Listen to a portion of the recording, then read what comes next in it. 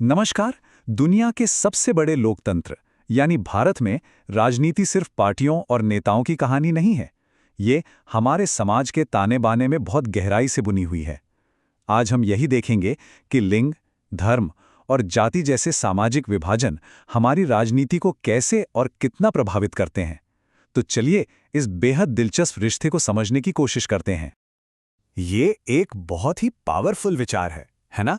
और सच कहूं तो यही आज हमारे पूरे विश्लेषण का सार है। ये हमें सोचने पर मजबूर करता है कि असली समस्या समाज में अलग-अलग तरह के लोगों का होना है या फिर उन मतभेदों को जाहिर करने का तरीका। तो इसी सवाल का जवाब खोजने के लिए हम 3 बड़े सामाजिक विभाजनों को करीब से देखेंगे। सबसे पहले लिंग, फिर धर्म और आखिर में जाति की बेहद जटिल राजनीति। तो चलिए सबसे पहले उस मामले से शुरू करते हैं जो ये दिखाता है कि कैसे सामाजिक मतभेदों को जब राजनीतिक आवाज मिलती है तो उससे एक सकारात्मक बदलाव आ सकता है। ये सब शुरू होता है एक बहुत ही आम सी लगने वाली बात से, पब्लिक और प्राइवेट का बंटवारा। सदियों से ये माना जाता रहा है कि घर का काम, बच्चों की देखभाल, ये सब महिलाओं की जिम्मेदारी है। लेकिन ये कोई कुदरती नियम नहीं है, बल्कि ये समाज की बनाई हुई एक सोच है। ये बहुत जरूरी सवाल है, क्योंकि अक्सर घर के अंदर के इस काम को तो काम का दर्जा ही नहीं मिलता, उसकी कोई गिनती ही नहीं होती। पर जब हम आंकड़ों को देखते हैं ना, तो एक बिल्कुल अलग ही तस्वीर सामने आती है। जरा इन आंकड़ों को देखिए, ये वाकई हैरान करने वाले हैं। एक औसत भारतीय महिला दिन में 7.5 घंटे से भी ज्यादा काम करती है, जो एक औसत पुरुष से भी ज्यादा है। पर सोचिए, उसके काम का एक बहुत बड़ा हिस्सा न तो गिना जाता है, न ही उसकी कोई कीमत होती है। और काम का ये जो बंटवारा है ना, ये कोई अचानक नहीं हुआ है। ये एक बहुत बड़ी सामाजिक व्यवस्था का हिस्सा है, जिसे हम पितृसत्ता कहते हैं। ये वही व्यवस्था है जो पुरुषों को महिलाओं के मुकाबले ज्यादा अहमियत और ताकत देती है। और इस पितृसत्तात्मक सोच का असर हमें समाज में हर जगह देखने को मिलता है। चाहे वो शिक्षा हो, जहां लड़कियों को कम मौके मिलते हैं, या फिर नौकरी, जहां एक ही काम के लिए उन्हें कम पैसे दिए जाते हैं। और सबसे चिंता की बात तो है बेटों को प्राथमिकता देने की हानिकारक सामाजिक सोच। ये नंबर देखिए, 919। ये सिर्फ एक आंकड़ा नहीं है, ये हमारे समाज के एक बहुत बड़े संकट की तरफ इशारा करता है। और कुछ राज्यों में तो हालात इससे भी कहीं ज्यादा खराब है, जहां ये 850 से भी नीचे चला गया है। अब अगर हम दुनिया भर में देखें तो राजनीति में महिलाओं की भागीदारी में जमीन आसमान का फर्क है। एक तरफ नॉर्डिक देश हैं जहां वो काफी आगे हैं, और दूसरी तरफ एशिया जैसे कई इलाके हैं जो अभी भी बहुत पीछे हैं। और जब बात भारत की आती है तो 2019 में हमने अपना अब तक का सबसे अच्छा प्रदर्शन देखा, लेकिन वो भी सिर्फ 14.36% था। मतलब अभी मंजिल बहुत दूर है। तो यहां सबसे बड़ी सीख क्या है? सीख ये है कि जब लिंग के मुद्दे को एक राजनीतिक आवाज मिली, जब लोगों ने इसके लिए संघर्ष किया, तो असल में बदलाव आया।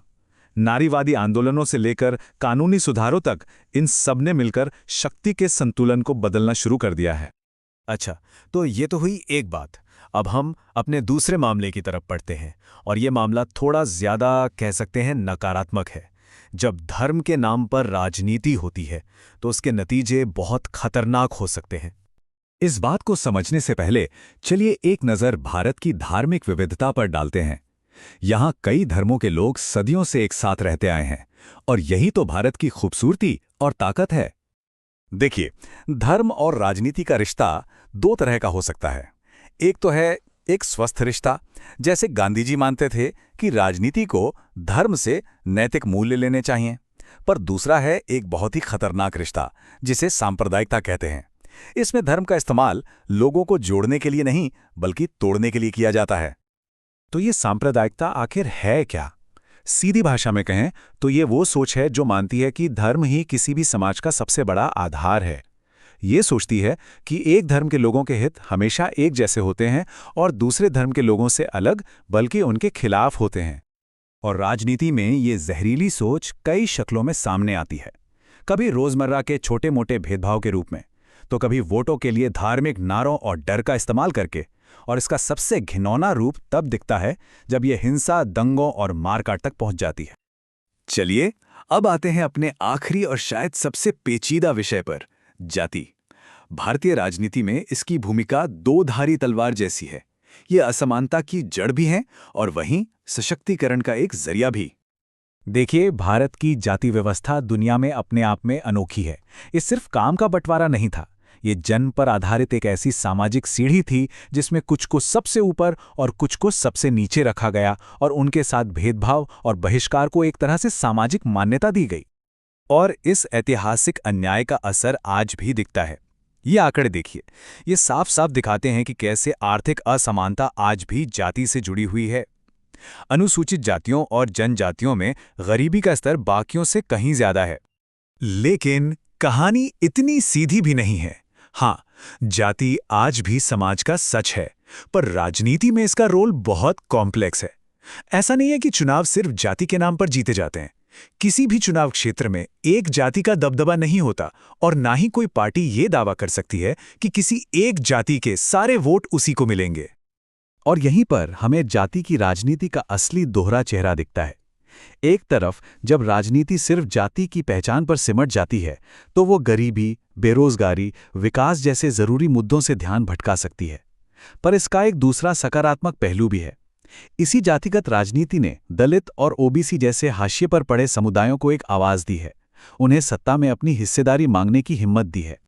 तो हमने लिंग, धर्म और जाति, इन तीनों को देखा। अब इन सभी बातों को एक साथ जोड़कर देखते हैं कि हम किस नतीजे पर पहुंचते हैं। तो आखिर में किसी भी लोकतंत्र की सेहत किस बात पर निर्भर करती है? इस बात पर नहीं कि समाज में मतभेद हैं या नहीं, मतभेद तो होंगे ही। असली सवाल ये है कि उन मतभेदों को राजनीति में कैसे पेश किया जा रहा है। क्या मांग बराबरी के हक के लिए हो रही है या फिर एक समूह को दूसरे समूह पर हावी करने के लिए? और यही किसी भी लोकतंत्र की सबसे बड़ी परीक्षा है।